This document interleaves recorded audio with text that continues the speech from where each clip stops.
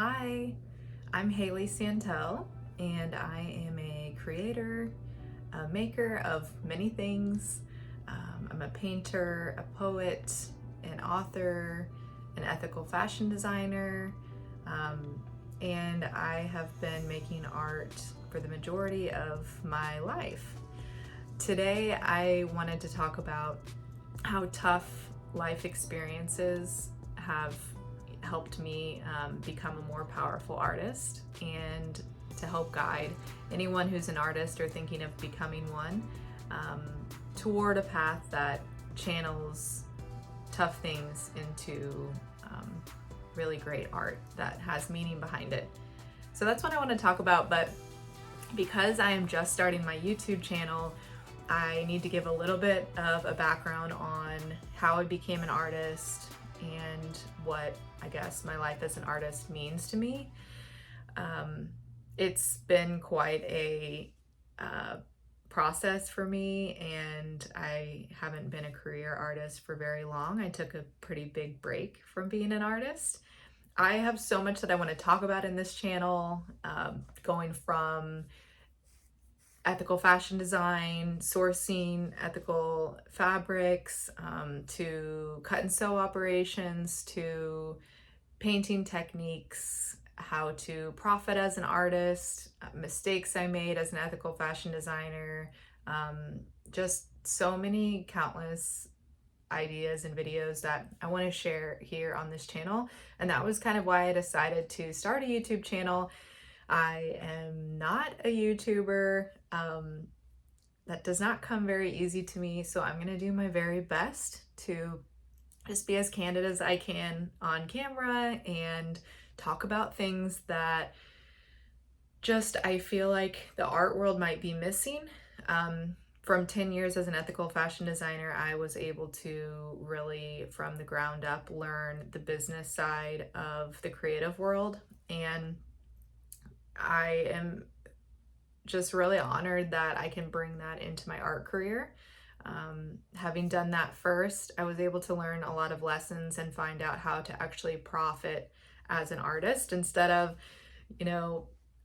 falling into the starving artist persona. I think that as creatives, as artists, as makers, we actually can make a profit on what we love to do and what we're gifted at. And so I want to talk about that a lot here in my channel.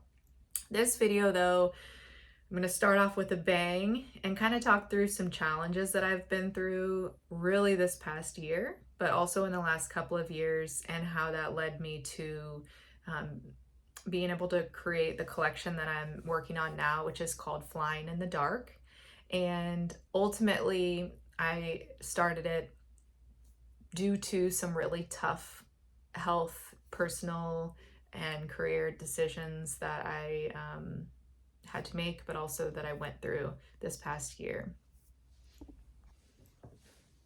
So if you stick around in this video, I'm going to talk about how maybe your own life struggles and experiences might lead you to being able to practice and lean into those God-given gifts that you were born with, that perhaps were stifled before. Sometimes we have to go through really hard things to really know, one, what matters to us, where our interests lie, what inspires us, what our purpose is, but also it might open up your world to be able to explore those gifts a little bit more. So I want to encourage you on that. We'll talk about that in this video. Also, how a bat, yes, a real bat, on my doorstep inspired my current collection that I'm working on called Flying in the Dark. I will be an artist in residence at a secret location that I'll be disclosing next week. I'll be a resident there in January and February of this coming year. I'm super excited about that, and I just figured this is a really good time to start a YouTube channel because I've done about 2 paintings in this collection so far, and I have maybe 17 more to go. So I just wanted to take you guys along this journey so that I can kind of show you behind the scenes how I'm putting this collection together with a combination of multidisciplinary art practices like using grinding real ink, using 24 karat gold, acrylic, oil, and poetry as well. So I'm excited to share more, but first I want to take you back through how I became an artist and how I changed my career from being an ethical fashion designer to an artist, which is actually full circle how really I began. I kind of got off track there a little bit with fashion, and it's still a passion of mine. I'm still going to talk about it on this channel, but it's kind of exciting to look back and see all the directions that I went. So I actually grew up painting as a little kid. My grandma, who was 97 when she died just a few years ago, if it weren't for her macular degeneration, causing vision blurriness, she would have been painting until her mid-90s. She actually was painting till about 90, just larger scale, because going back 30 plus years, she was a professional China painter. So she painted really tiny details, and I grew up going to her house. She came to mine all the time. We just were together so much, and she's just not only a huge life influence on me, but she is a big mentor to me, and I'm grateful to have had her to teach me drawing and painting and really technique. Because of her, I fell in love with painting, and it's like part of my soul, as opposed to maybe if I didn't have her and I just started out with technique at a school, I wouldn't have had like that love and that relationship there that really that emotional tie that started at an early age to paint. She actually painted this flower, and I forced her pretty much to go get it tattooed with me before she passed, a couple years before she passed. I think she must have been 95 or so, and she sat with me for 4 hours while I got her painting tattooed on me, and that's pretty special. So anyways, I started painting young. I would make gifts for my friends all the time. Like I would embroider or sew on little felt patches, hearts, and I'd paint on them on shirts that I would give to friends. And I just remember, for as long as I can remember, making cards, making shirts, and paintings for friends and family members. And that was kind of my way to give to my loved ones in an emotional way, instead of just gifts, which I still give here and there, material objects. It feels like whenever I give a painting, it just has so much of a bigger impact. And so I'm really grateful that I can do that, and that I have this gift of painting. So flash forward to high school, I was in AP art. College, I went to University of Missouri, and although I got a few art scholarships at different schools that were more geared toward art, I decided to go to Mizzou because I wanted to go to a big state school and have that like big football experience in a small college town and that kind of thing. So though I know when I got there, I was like, I'm definitely majoring in fine arts. That's my passion. That's what I want to do for my career. And so many people don't know what they want to do when they get to college, and I didn't know how I was going to move forward with my art career. I just knew I love this. And if that's an option to major in, I'm definitely doing that.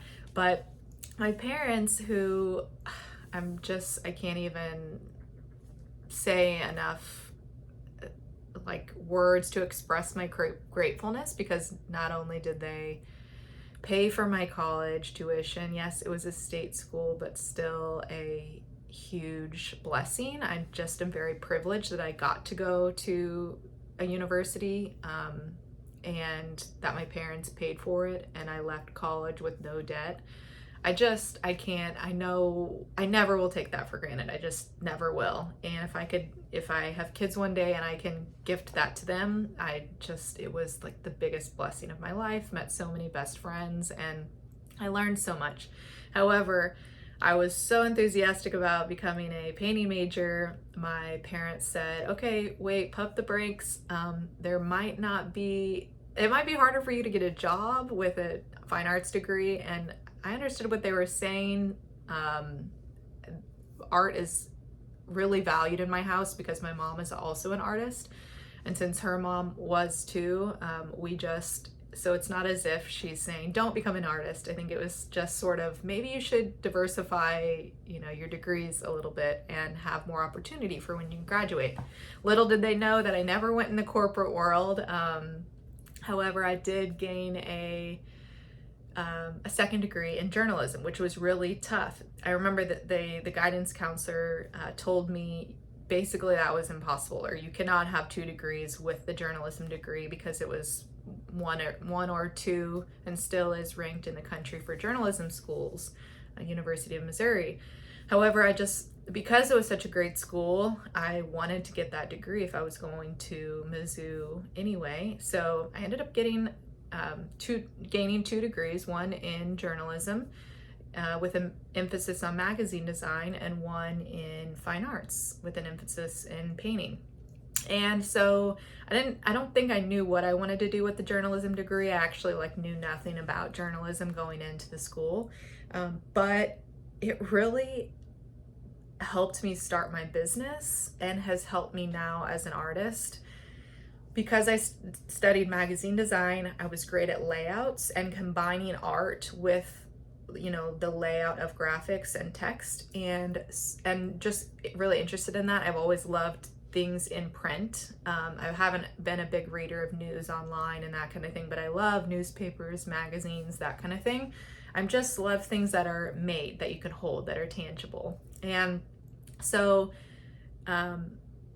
over the years, I'm going forward now, I'm gonna go back, but I did make my own coffee table book, and this was after running my business for 9 years. I launched it, I think last year, a year and a half ago, called The Art of Ethical Fashion. This is a little proof symbol, so that's not on the real one, but deep photo spreads and just showing the world of ethical fashion, the behind the scenes if you produce clothing ethically. And because of my journalism degree, I made the whole thing on my own. I did all the design, all the writing, the editing. I had a couple editor friends, also edit it as well, but I self-published it, everything pretty much on my own. I had a photography through a friend, and but other than that, it was so cool that I was able to do that. And then I launched my own planner called the Slow Planner. Let me see if I can get it down without totally crashing my whole studio. This beautiful matte dark green planner, because my life over the last 10 years has just been insane as an entrepreneur. And so, same thing, if it weren't for my journalism degree, I wouldn't have known how to do this. And I wanted to launch a planner that entrepreneurs, artists, people just with endless to-do lists could help have something that's beautiful, that you can keep on your shelf, that kind of looks like a novel, but also to help you get through the day and really prioritize things. So my journalism degree came in handy over the years. I ended up moving to Florida after college, and I started my ethical fashion company, which was called MADI Apparel, and had it for 10 years. I ended up opening a brick and mortar shop for 10 years and just closed it this last August. I'm gonna get to that, but it's crazy to think that I started with ethical fashion, which took me away from art. However, because of that, my brand I was able to just kind of have a step ahead as a new business owner. I didn't know much about business, but at least I knew how to do layouts, and I could do a lot of my own design, start my own website, things like that. So those tools I really developed in college. But thinking back, I wanted to do this video today because sometimes I think, okay, was my fashion company kind of all to waste if now I'm diving into art? Or why did I do that for the last 10 years? And also, why didn't I start my art career right after college? Because if that's really what I wanted to do, why did I not think in my head, oh, I want to just become an artist right away? So if everything's meant to be, I was really diving in deep to think, how and why did that happen for me? And so if you are like me and feel like everything has a purpose and one thing leads to another and this life experience leads to that one, I feel like I've made this full circle. I went from being obsessed with art as a kid in high school, college, then leaving that for 10 years. Almost, I don't know if it was like myself rebelling against it or thinking I couldn't do it, or if it was because, let's say I started as an artist right outside of college. I didn't have that many life experiences to really have a lot of meaning and depth in my art. And so when I've really thought about this, it makes me think, oh, it's because this last year and a few years before this, I have gone through the craziest storms. And now my art just has so much more substance and meaning. And over the years, of course, on the side, I've been making art. I've been doing commissions, and I make gifts for friends, and I make things for myself, and I've been practicing my techniques and growing. However, the depth just hasn't been there until recently. So I'm gonna get more into that, but it's kind of crazy to think that I just sort of let art go, something that I was so passionate about for so long, but it came back to me like at the perfect timing. And now it's almost like a tool. Not only do I love to make art, but it's also helped me heal. And it's such a channel for me to kind of get out anxieties or sadness, or to express happiness or, darkness. And that, I think, is the cool part about being an artist. An example, going back to what I was saying about not really having much depth to make my art from. I've always felt like it's come natural to me to paint, to draw. I can do it pretty easily, and I'm so grateful for that. It just is one of those things that that this is a gift that you were born with, and other things might be a really big challenge, but this, whatever that is, whatever that gift is in your life, comes easily, and it's like almost natural, like breathing and walking. And to me, that's how art feels. And so in college, I studied abroad in Italy at Florence University of the Arts, which I actually went back with my husband and studied there for the whole summer a couple years ago as an adult, which was pretty cool, and studied fashion this time. But back in college, I went for art classes, and I took painting and drawing, and I was there for the summer. And so we made a mini collection, and we went off of raw canvases, and then we stretched them, and then we unstretched them at the end so that we could roll them up and take them back with us on our flight. And we could choose kind of whatever topics we wanted to choose, and I chose basically desserts. Like, I painted donuts and ice cream, and they looked beautiful and bright, but had like zero substance to them. And I just kind of felt like, looking back now, I'm like, what was the point of that? I mean, it looked beautiful, but I had nothing to go off of. I just was this college student, life was great. I'm sure I thought things were stressful, like, oh, I had to go to 3 classes today instead of 2, or I didn't get a nap in, or, whatever that is. It's like, looking back, I feel so grateful for my education, so privileged that I was able to go to college. And I realized at the time, I just was taking it for granted. And so my art reflected that. In college, I would paint like male bodies in general. And yeah, I was curious and interested in like the shape of a woman and the shape of a man, and that being in college and painting these things really helped grow my skill level, which I needed. But again, not a whole lot of substance. Then after college, I moved to New Smyrna Beach, Florida, and I lived right by the beach. I guess at that time I was just really inspired by the water and the beach and living this, beach girl life. And so I started painting the ocean, and mermaids. I did this whole series of like long, flowy blue and red and orange hair with these voluptuous mermaid women, and they were beautiful.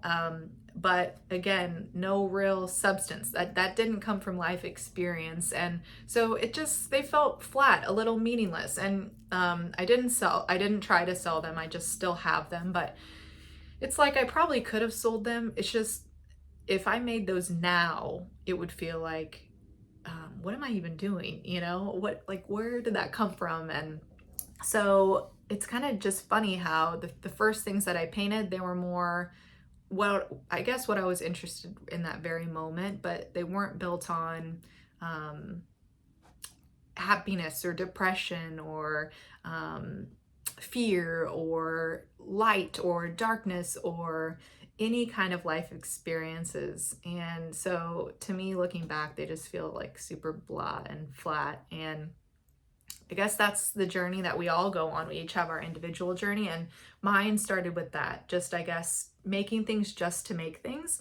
And so when I look back and wonder, why didn't I just become an artist right out of college? I'm actually feel so grateful that I didn't. And I think it's just because of the idea came to me about starting this ethical fashion company. And it kind of like got me off track and distracted me. And then I went that path for 10 years.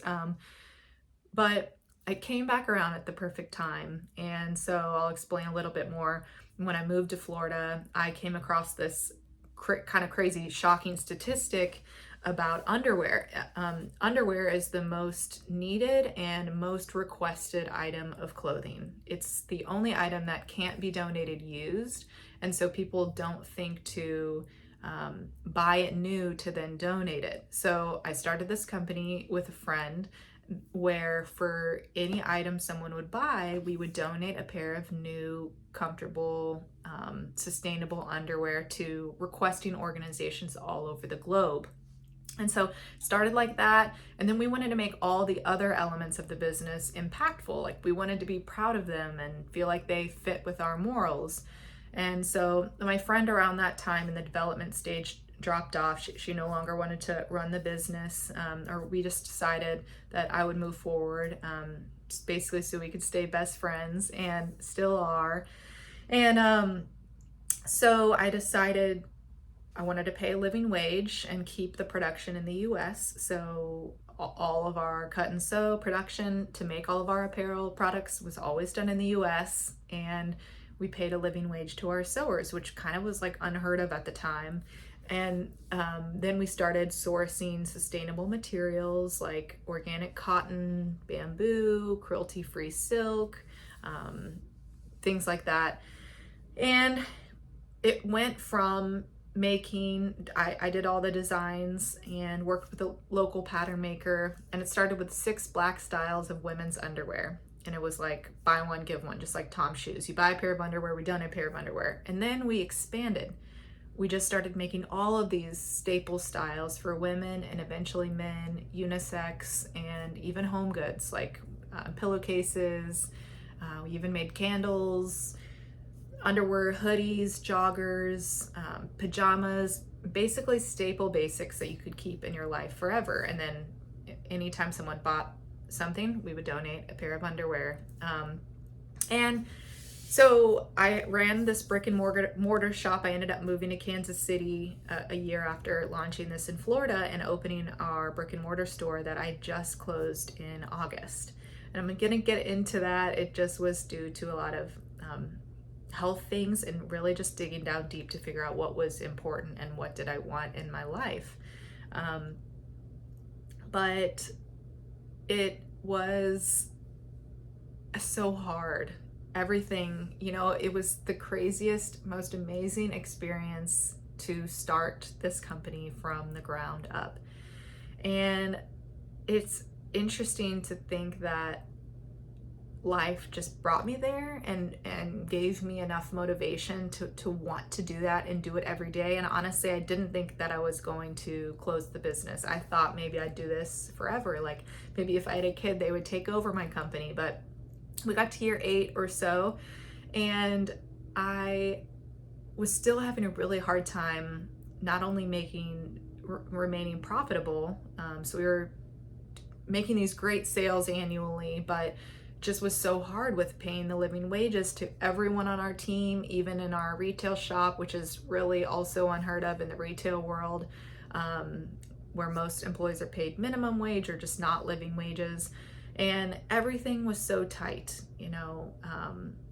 so we were kind of barely profiting, and that didn't really leave any money for me to make a comfortable salary on. So I remained having a part-time job the whole time, and still do, to pay my bills. And so it kind of just continued to get really challenging, and crazy amazing things though happened throughout those 10 years. So for example, thanks to my amazing mom who did all of our PR, we were covered by Forbes, Washington Post, BBC News, Nylon, Entrepreneur Magazine, Brides, The Knot, just crazy, amazing media outlets.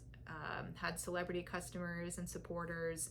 We were carried in Von Maur department stores, and then more recently we got picked up by the Kansas City International Airport, and we still do have a little mini shop in the airport.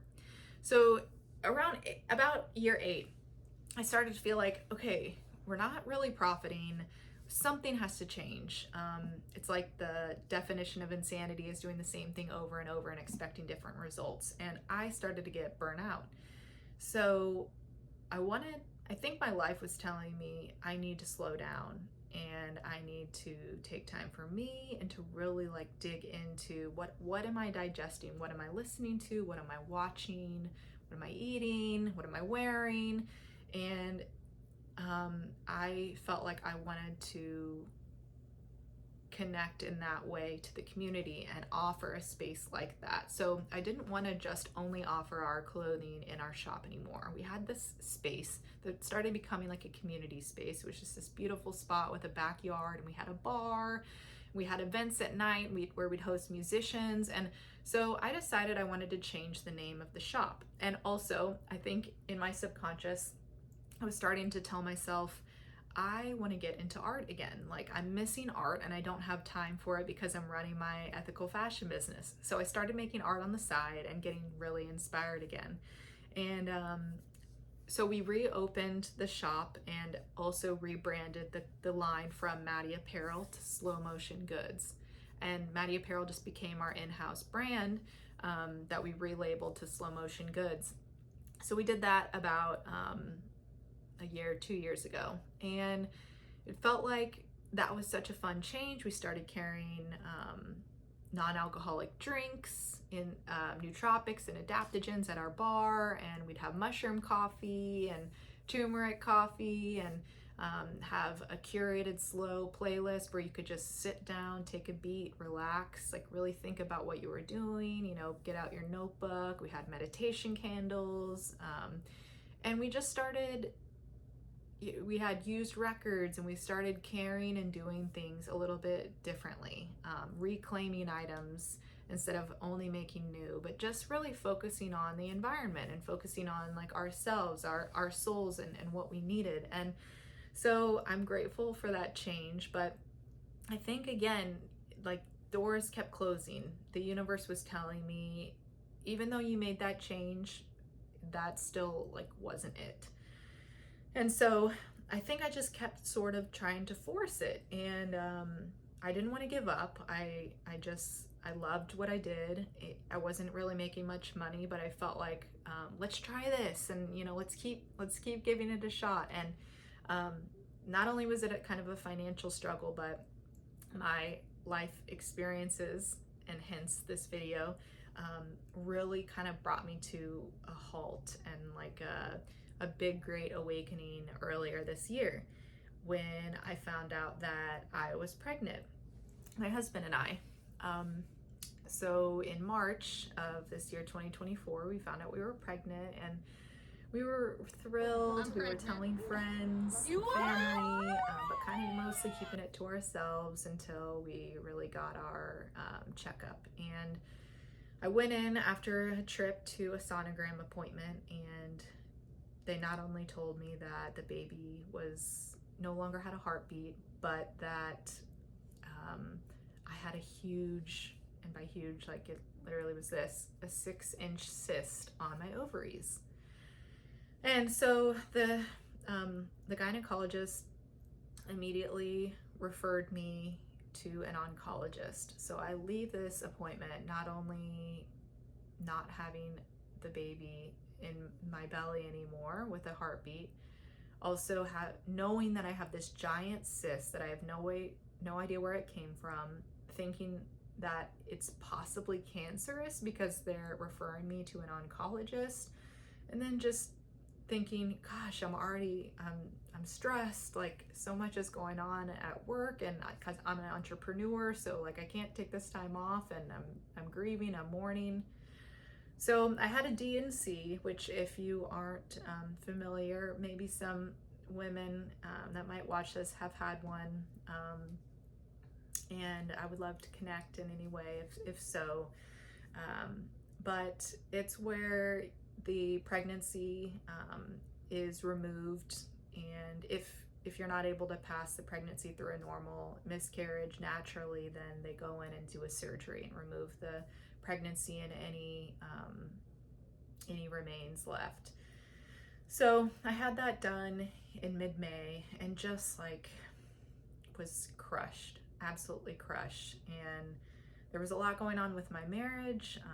We were having a really hard time, struggling with mental health, and just kind of going through some big things. My husband was going through a lot on his own, and then we had this happen, and it just kind of like sent our worlds crashing down. So I continued to see the oncologist. I find out that they're unsure if the cyst is cancerous. They couldn't do a biopsy because they explained it like a balloon. Basically, if they did, it could pop, and if it's cancerous, that would go throughout my entire body. So after doing more sonograms and CT scan, they found that the cyst was like a complicated cyst. So most cysts that that come and go, sometimes when women ovulate and that kind of thing, are called simple cysts. Well, mine was complicated, meaning it kind of has darker insides in coloring, and they're not quite sure. They're not saying it's cancerous, but they're not saying it's not. So what the oncologist, the surgeon, decided was, we need to go ahead and remove my entire left ovary and potentially my right ovary in the future. But since I would like to get pregnant at some point, he said most doctors would say, let's just go ahead and get both, because this is very unknown. It could be scary, but I'm gonna go ahead and just take your left one, and we'll kind of go from there and give you the best shot to potentially, get pregnant in the future. So I have a surgery scheduled in July. From May, when I had that D&C, I lost the pregnancy, until July. I feel like I was underwater, like I was in full darkness. And it's kind of like really hard to think back on, because I felt lonely. My husband and I weren't doing well, and I had lots of friends and family supporting me, but I felt like I just was lonely. And it was such a hard, dark time looking back. So one really cool thing, and this is a big part of this video about how tough life experiences made me a more powerful artist. I started getting into poetry, like literally out of nowhere. I never have written a poem in my life, but after that surgery where they removed the pregnancy, I again just like felt so alone. It felt like I would go to the park and look away because I wouldn't want anyone to see me or talk to me. It felt like friends and family would text me, and I just felt overwhelmed by the support, and almost like couldn't even deal with that. Like the love itself, I couldn't even like handle. And so I remember this moment going to a park at sunrise because I felt like I had nowhere to go. And I did. I could go anywhere, but I didn't feel comfortable at my house. My shop felt like work. Going to friends and family's house felt like a burden, and I didn't really want to talk to anyone. So I went to this, like, my favorite park at sunrise, and I did it multiple days in a row. And I just, like, it was silent. And for the first time, I was like in so much pain, even like looking at the beauty, because I was thinking, like, on the inside, I just felt, so sad. But what I was looking at was so beautiful that, like, the contrast was almost just like painful to look at. Um, but I sat there and I was able to just listen. I was seeing, like, blue herons and paddle boarders making these ripples on the lake in front of me, and I watched, like, the fog come off the lake as the orange sun rose, and I heard, trains buzzing by in the background, and cyclists behind me, and I just could hear everything. I could hear nature. I would see ducks and geese, diving into the water and taking off, and kind of like the drops of the water from their feet fall into the water. And so I wrote a poem, and really that was the first time that I'd really felt like alive in the last few weeks since finding out about the pregnancy, the miscarriage. And it was so cool that I had that outlet that it's like I couldn't get myself to really paint. That was too much. But writing, I could write. It's almost like I was journaling, but in a more creative, artistic way. And it, like, just did so much for me. And so without these dark moments, I just don't think I would have gotten into poetry, which is super, super cool. Um, so I had my surgery, I had my left ovary removed, and for 6 or so weeks, I couldn't drive, definitely couldn't work, I couldn't really lift anything. In that process, I decided to close my store, which would happen when I would get back to work. I told my landlord, like, mid-August, so about a month and a half after my surgery, which would give me time to heal and then close down. And I think I made that decision because in so much darkness, I realized, like, what was important. I didn't want to continue to work a job where I wasn't making any money, where I was grinding away, where it felt like, people, as much as they say they want to support ethical fashion companies, um, still are, shopping at fast fashion companies and aren't really willing to pay. The market just isn't yet there to pay for what it costs to make something ethically. And just felt like it was constantly this fight, this upward fight. And really what I wanted was to make art. I wanted to live my life. I wanted to have more time with my family, my husband. I wanted to slow down and, like, remember what was important to me instead of just constantly, like, grinding underwater to make this ethical fashion company work, and to always be at my store and just everything like that. So I decided to close my store, and it just felt like one thing after the next. Like, everything was closing in my life. Like, everything was shutting down, everything was ending. I lost the pregnancy, I lost my ovary, this giant cyst. I moved out of my house. Something in me was like, it's too big, it's full of too much stuff. I moved into our rental property where we had a tenant. It's like a tiny 900 square foot house. Um, my marriage was not doing well. It felt like it was crumbling. I did not know what was going to happen there. And then I shut my shop down. So it just kind of felt like everything in my life all at one time ended. And so 2 weeks after the surgery, I go for a follow-up appointment with my mom to the oncologist, to the surgeon who removed the cyst. And he had amazing news that I was cancer-free, that the pathology report came back, and there was no cancer in the cyst that they removed, which was such a relief and a blessing, after, like, months of not knowing. And we go back to my house, and we were going to go on a walk because I could kind of barely walk. I could barely ride in a car, definitely couldn't drive. And my mom would come over and she'd walk my dog, and I'd walk alongside her just so I could be in the sun and get a little exercise. So we go on this walk and we come back, and I see something to the left of my front door, and I'm like, is that a bat? And my mom comes to look at and she's like, oh my gosh, it's totally a bat. I mean, it was so cute. It was like this tiny little, this is like, I'm gonna make this shape with my hand because that's what it looked like. It was like a little furry, soft looking brown mouse. That's kind of what it looked like. Like I've seen bats, but I guess I've never seen one. Maybe I've never seen a brown bat, and I've always seen them just like flying around in my house. We're trying to get them out with a towel gently. But I've never seen one hanging, and I just was thinking like, do these just hang out in broad daylight? I totally thought they only, like slept in darkness. And so we were just like so amazed. We were getting closer thinking, is it asleep? Is it dead? Like what is happening? It was not moving. So we think, okay, later we go to dinner and we think, oh, the bat's gonna be gone. Like at dusk, isn't that normally when they fly off? We just figured like it'd be gone when we came back. So we come back from dinner later after dark, or like after the sun had set, and the bat was still there hanging just by 1 foot, exactly how it was earlier, to the left of my door. And so I started looking up more info on bats. Here comes my cat. Look out, kitty. Sorry. And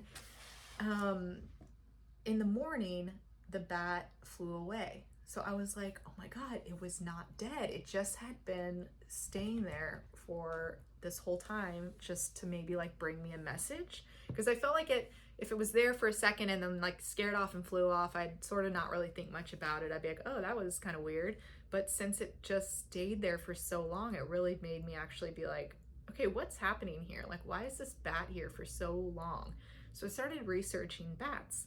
And turns out it is very rare for them to actually stay in place and sleep in broad daylight. Like, it was saying it when I was Googling this or researching bats, if you turn on like a light in the attic where they are, they'll fly off. And so lights and sounds definitely usually bother them. And what's crazy about the bat, I kind of forgot it was there for part of the day. Like I was letting my dog out. I have a Doberman and she was barking. I have a like clunky front door screen that was just like hitting against my wall when I'd go in and out.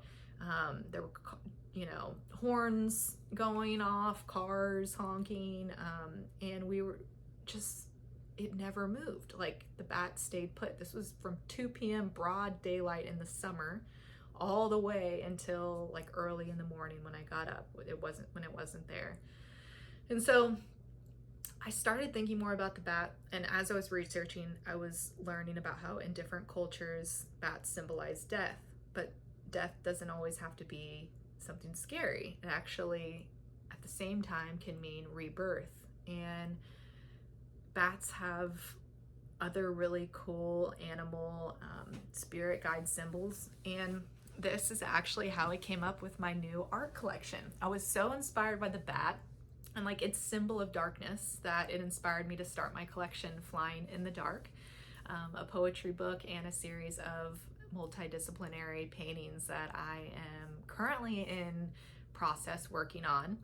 And so I came up with this name because I was looking up the meaning of bats, and I came across the Hebrew word for bat is atelef, and I'm hoping I'm pronouncing that right, but atelef means bat and in Hebrew, and it also implies flying in the dark. And so that's where I came up with the title. Basically, I felt like the bat was speaking to me in a way, and I was like hearing it for the first time. I don't really ever feel like I've gotten communication from animals or like the moon and the sun, but throughout this whole period of kind of like darkness and fear and my cat's moving my video screen again.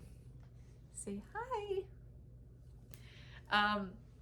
I started to just hear more because I was able to hear myself, and I was able to just like listen and soak in what the universe was trying to tell me. So I really honestly, not to be like woo woo, but it made me feel like the bat came for a reason, like to tell me something. It just like stayed so long for hours and hours during the day and the night to like get me to wake up and pay attention.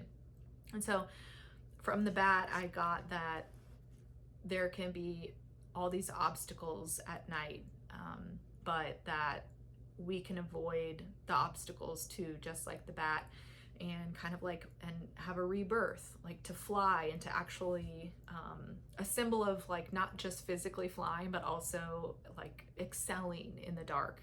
And it doesn't have to be so scary. Like bats live so much of their day, or their days, live so much of their lives in the dark, and they do great. Like they love it. And so we don't have to be scared of it. And that's what I got from the bat. So I started to write more and more poetry. I obviously wrote a poem about the bat, and every day it felt like a new poem idea was coming to me, and I like could not write them fast enough, which is so crazy. Like I love to write. Obviously I was a journalism major. I wrote these books, and I like to journal, and I love to read. So it feels like kind of a duh moment, but I also was not expecting poetry to come out of these dark experiences. But what a cool like channel, and what a blessing that this fell into my lap. It makes me just think about like anyone watching this, or anyone in my community. It's almost like I want to tell them like to write, or just like let any creativity flow out of your body when you're going through something deep. You might not be a professional artist, but like get out crayons, get out markers, get out paint, watercolor, like a pen and paper, a pencil, like whatever, and just like literally let your emotions flow. What felt like the coolest thing was this poetry felt like there was some channel between me and the source of whatever I was writing about, and it would just flow naturally, like almost as if I'm not even thinking, almost as if like I'm just writing and the pen is taking over. And that was so cool. It's like flow state, kind of like runner's high for people who are, marathoners. This felt like the same thing, and I get that often when I make art, but with poetry it was so cool. And like I think if I didn't have these dark, scary times, they wouldn't have come. So I was writing poetry even about my relationship, and things are great with my husband and I now, and we've been going through so much, but it's really cool as well to look back on like dark times in my marriage and think we've gotten this far just by sticking together. And so it's like the darkness brought a lot of light throughout this whole process, and I'm so grateful. So I kept writing more poetry, and I felt like the moon and the sun, I would pay attention to their cycles, like the size of the moon, the shape, each night how it would change, and the new moon and the full moon, and the sun when it would come up in the morning, how it'd be more blue, and then how it would look when it would hit midday, and then how it'd be more golden as the sun was setting. And I just like didn't really pay attention to that before. I think I was just too busy. And so this whole process not only allowed me to grow and like feel connected to the universe, but I was hearing the cicadas and picturing like myself as a cicada, feeling like they were talking to me, like I was coming up from under the earth, letting go of my old shell, like singing my cicada song, flying again. And I would see like bright, colorful butterflies that I felt like would just be sitting in front of my face, like telling me something. I got a message from a hawk and a possum, and all these symbols of the night that ended up to be not scary like many people think of, and I probably did before, but instead purposeful, and to have meaning, and to tell me something. And that's what I got out of this darkness, was like God and the universe teaching me so much that I wouldn't have otherwise. So if you made it this far, this is a lot, and I'm grateful that you're here listening. But I hope that my story can encourage you, if you're going through a dark time, to know that that's when you should be digging deeper. One thing that I have been writing about in my poems, and making some art pieces about the theme of how there's more vegetation in the valley than there is on a mountaintop. Like you can't get from one mountaintop to the next without submitting and going down through the valley and then climbing back up to the next mountain. And so I hope that you'll remember that, and I hope that if you hit a dark spot that you'll know that, one, that means another mountaintop is coming. So don't fear, go through the valley season, you'll actually probably learn more, grow more. But I also hope that it'll help you channel into your art, whatever that practice may be. You don't have to be a professional artist. You don't have to sell artwork like I do. You could just simply grab a pen and paper or whatever you have at home, even like make your own dye with beet juice, or boil some red onions and get some color from that. Like use something from your house and just put it out there. Like just purge whatever you're feeling on paper, or however that looks to you, and I think a whole lot of healing will come. I'm grateful that you guys are here, and I'm grateful that I started this YouTube channel. I have to admit that I literally spent hours making this video earlier today, and the editing software like deleted the whole thing, and so this is my second time at it, and hopefully it's just as good.